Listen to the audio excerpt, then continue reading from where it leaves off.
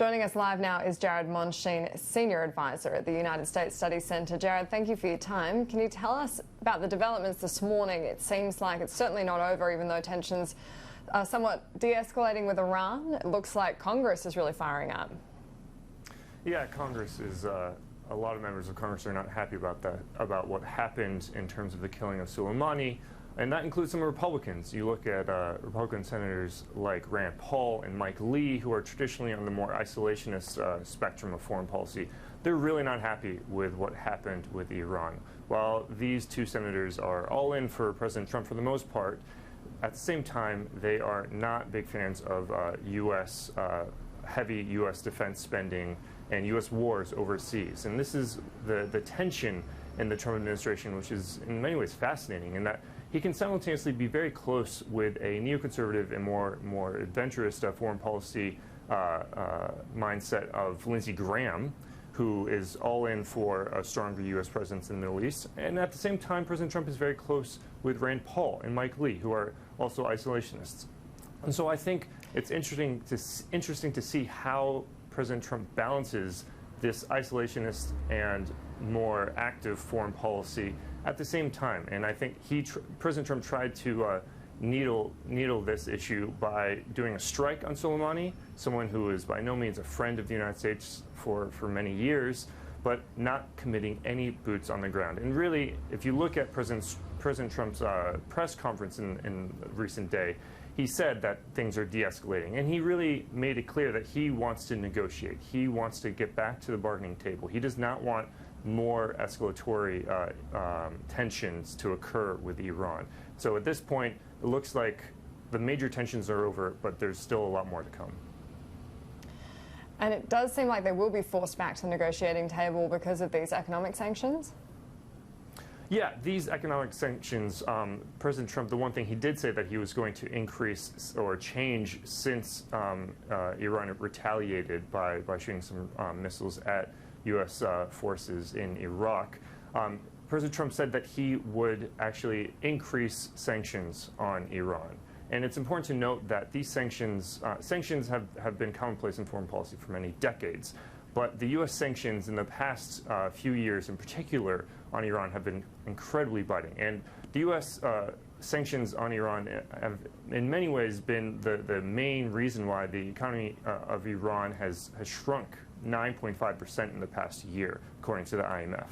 The sanctions are really hurting Iran hard. Now the question is, did the strike on Soleimani and the sanctions on Iran, is that driving Iran to the negotiating table? And it looks like for the most part, no. In many ways, Iran has been, many parts of Iran have been unified in being, finding objectionable, or find it disgusting in their opinion, and against Iranian pride to attack someone like Soleimani, despite the fact that Soleimani in some ways was still a controversial figure in Iran.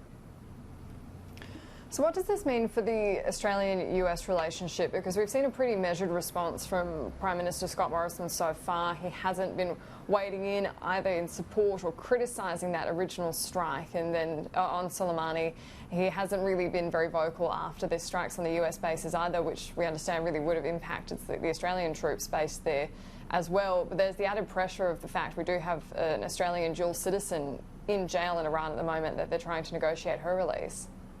Exactly. Yeah.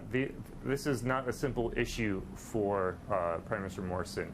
So you have the dual citizen that you mentioned. You also have the fact that Australia has an embassy in Iran, unlike the United States. And as you said as well, Australia has some 300 troops in Iraq. These are not lighthearted issues for Australia. And so as much as Prime Minister Morrison may have enjoyed his time with President Trump near the end of last year in the United States and maybe done a quasi-rally with him in Ohio, I don't think you're going to see the same sort of sentiment from Prime Minister Morrison on this.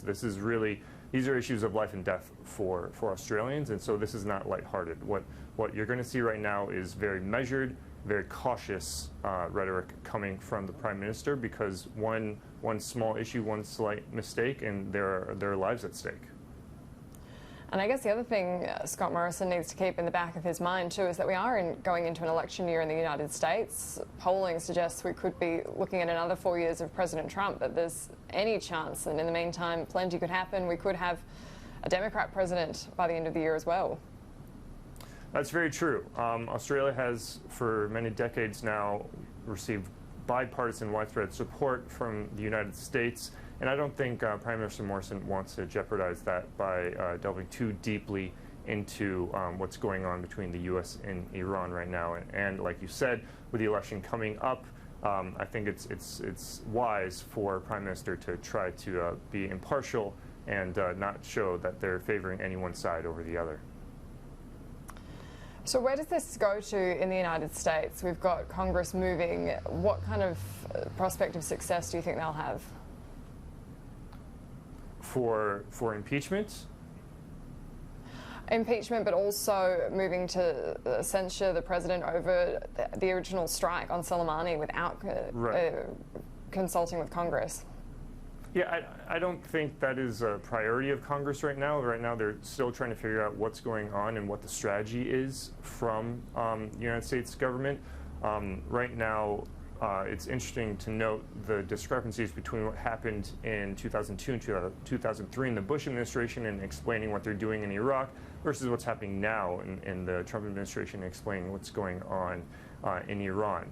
The Bush administration went out of its way to try to win over as many folks from the other side of the aisle, Democrats, as well as op-ed writers and columnists, and really trying to win the elite over, win the main idea leaders over in the United States. And then they went to war in Iraq. You could sort of see the reverse happening here, where they did the strike, and now they're trying to win some folks over to their side, and it's not going too well.